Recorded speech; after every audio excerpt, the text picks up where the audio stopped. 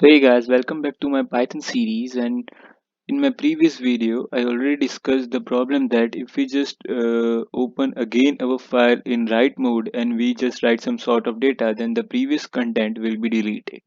So in this video we will learn how to open a file in append mode, so that we will just then append some sort of data at the end of the file and our previous content would be deleted. So let's just make some significant changes by replacing this w with a.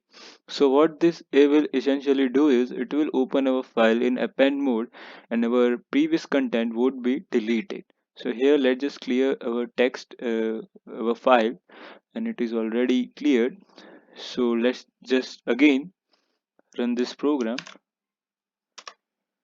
and here in a file you can see our lines are there and our previous content is not deleted. So this is our first line and this is our second line. So this is how you can open a file in append mode and our previous content won't be deleted. So I hope the problem is solved and your concepts are cleared. If you have any queries, please ask me in the comment section. I will be there to help you. Thank you.